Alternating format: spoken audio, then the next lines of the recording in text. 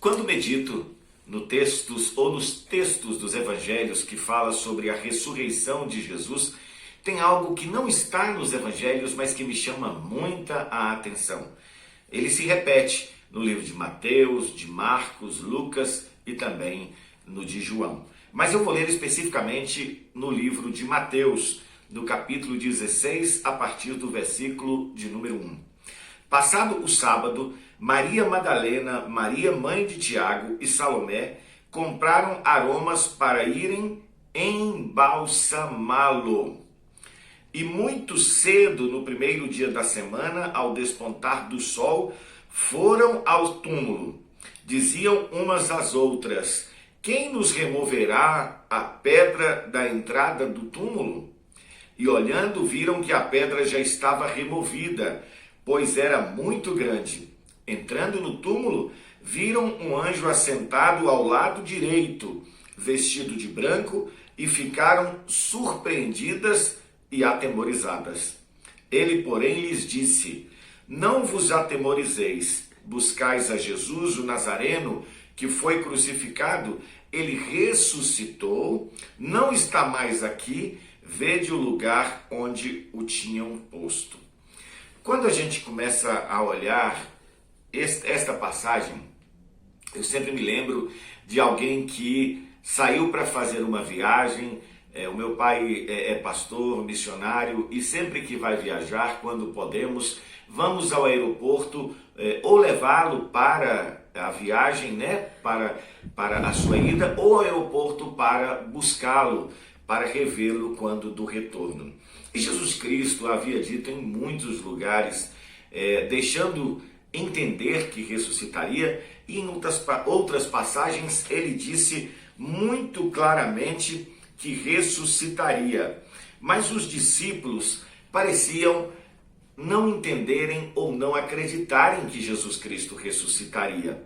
Lá no Evangelho de Mateus, no capítulo 17, no versículos de número 22 e 23, eu vou ler para você, diz assim: reunidos eles na Galileia, disse-lhes Jesus: o Filho do Homem está para ser entregue nas mãos dos homens, e estes o matarão, mas ao terceiro dia ressuscitará. Então os discípulos se entristeceram grandemente. Ora, Jesus já havia dito para eles que ressuscitaria. Eles ficaram tristes com o fato de que Jesus Cristo havia dito que morreria, não demonstraram sentimento em relação à sua ressurreição, à sua possibilidade de ressurgir, talvez porque tivessem lá uma certa dúvida ou falta de fé que Jesus Cristo de fato ressuscitaria.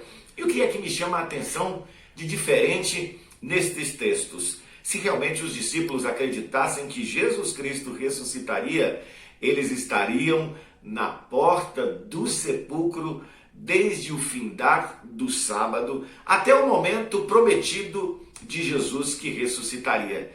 Ele havia predito que ressuscitaria no terceiro dia, ou ao terceiro dia, não especificando exatamente a hora. Depois que Jesus morreu, pareceu que aquilo que agradou, aquilo que iluminou, aquilo que trouxe uma grande transformação no meio dos judeus, aqueles que se converteram, dos seus discípulos, aqueles que foram tocados, que foram curados, que receberam milagres extraordinários de Jesus Cristo, parece que esta mensagem de Jesus não fora absorvida. E isso me chama a atenção. Se de fato os discípulos acreditassem que Jesus Cristo ressuscitaria, eles estariam na porta do sepulcro. De maneira nenhuma eu me acho melhor do que os discípulos, do que aqueles que andaram com Jesus. Mas uma pergunta que eu faço para você e para mim também hoje é que será que acreditamos realmente que Jesus Cristo é o Filho de Deus, que ele veio a essa terra, que ele cresceu, que ele viveu, que ele operou esses milagres, que ele morreu, que ele ressuscitou ao terceiro dia e que está sentado à destra de Deus Pai, onde haverá de julgar os vivos e os mortos, e também está no lugar onde nos prometeu levar? Será que realmente nós acreditamos? Porque quando pensamos na ceia do Senhor, ou quando estamos diante da mesa, quando vamos comer do pão e do cálice, momento em que vamos examinarmos a nós mesmos e verificarmos aquilo onde erramos, aquilo onde pecamos. Será que quando vamos pecar, será que a gente lembra que existe um Deus vivo, um Deus que ressuscitou e que está nos céus? Ou simplesmente agimos como se servíssemos ou acreditássemos num Deus morto? Se acreditássemos de fato que Jesus Cristo é quem é e que está onde está e que cumprirá o que prometeu, dificilmente eu e você pecaríamos, ou pecaríamos muito menos. O pecado passaria realmente a ser apenas acidente em nossas vidas e não uma coisa deliberada. Eu te convido hoje, no momento em que participaremos do pão e do cálice, em renovarmos a nossa fé e dizermos: Senhor, eu acredito piamente, verdadeiramente, que o Senhor veio, morreu, ressuscitou e um dia vai me buscar.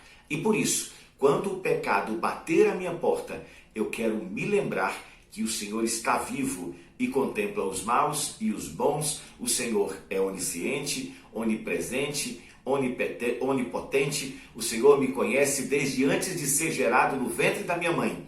E eu creio que um dia eu estarei para todo sempre com o Senhor nos céus.